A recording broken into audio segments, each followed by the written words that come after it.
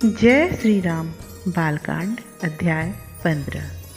संग में भरत आदि अनुज तथा अनेक बालकों के लिए नवीन नील मेघ के समान श्याम शरीर भगवान राम अयोध्या की गलियों में विहार कर रहे हैं। उनके नवीन लाल कमल सदृश चरण में सुनहरी जूतियां सुशोभित हैं। कमर में पीतांबर तथा श्रेष्ठ तरकस है और हाथ में अति सुंदर छोटे छोटे धनुष बाण हैं। उनकी छवि निहार कर नगर के नर नारी अपने नेत्रों का फल पाते हैं।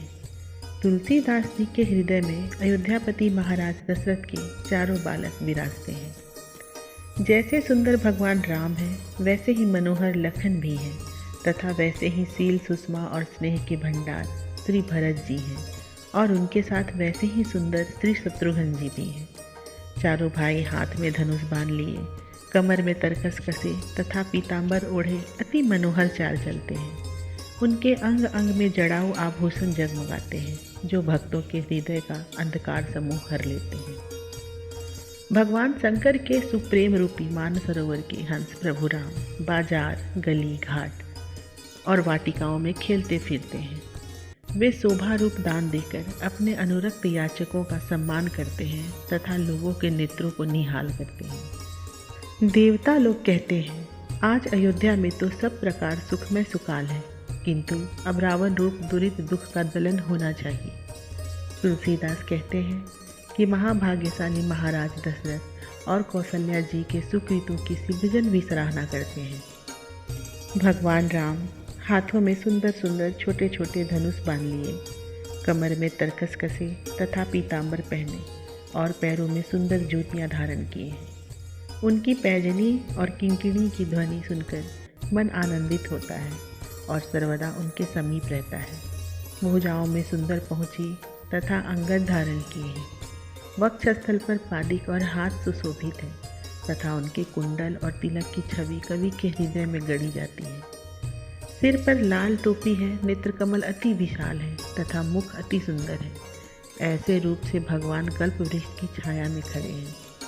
अनुज और अन्य बालकों सहित सर्वांग सुंदर भगवान राम को नर नारी इस प्रकार एकटक देखते रह जाते हैं, जैसे हरिण दीपक को।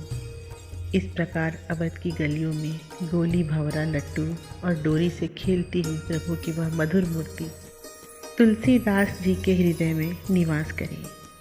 हाथों में छोटा सा धनुष, पैरों में छोटी छोटी जूतियाँ तथा कमर में छोटी सी कछनी और एक छोटा सा तरकस सुशोभित है। सुंदर श्याम शरीर पे पीले रंग की मोहिनी झंगुली है, जिसे मानो बिजली छवि छीन ली है। मुख सुंदर है तथा सिर पर जरी के काम की पगड़ियाँ विराजमान है। शरीर के अवस्था के अनुसार अनेक प्रकार के आभूषण हैं, जिन्हें देखकर हृदय में प्रेम की लहर सी आती है। भगवान की मनोहर मूर्ति की सूरत तुलसीदास से नहीं कही जाती। वही जान सकता है जिसके हृदय में वह पीड़ा के समान कसकती है। एक ओर राम और लक्ष्मण तथा दूसरी ओर भरत एवं शत्रुघ्न लाल हुए। उन्होंने सरयू तीर की सुखदायक और समतल भूमि में जाकर गिन गिनकर साथी बांट ली। फिर खेल में रीझे हुए चारों भाई गेंद के खेल में सघाए हुए घोड़ों पर चढ़ फेंटा कसकर खम ठोकते हुए कर कमलों से विचित्र चौगान खेलने लगे। आकाश में देवता लोग विमानों में चढ़कर देख रहे हैं और खेलने वालों तथा देखने वालों पर छाया किए हुए हैं। देवता लोग दशरथ जी की उनके समाज की सहित प्रशंसा करते हैं और कल्प वृक्षों के पुष्पों की लड़ियां बरसाते हैं। सब बालक प्रेम, आनंद और विनोद में मग्न हैं। उनमें से एक ओर बालक गेंद लेकर आगे बढ़ते हैं तो दूसरी ओर उन्हें लौटा देते हैं। कोई कहते हैं राम की हार हुई और कोई कहते हैं भैया भरत जीते हैं। प्रभु हाथी, घोड़े, वस्त्र और मनियाँ बख्शते हैं। आकाश में विमानों से जय ध्वनि के सहित दुंदुभियाँ बजाई जा रही हैं। प्रभु से पारितोषिक पाकर सखा सेवक और याचकगण जन्म भर दूसरे के द्वार पर नहीं गए। आकाश से तथा नगर में जहाँ तहाँ निछावर की वर्षा हो रही है तथा देवता और सिद्धगण आशीर्वाद दे रहे हैं।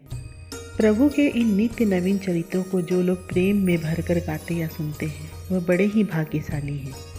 भरत जी को खेल में हार जाने पर तो हर्ष होता ही है और जीत जाने पे संकोचवश उनके सिर और नयन नीचे हो जाते हैं।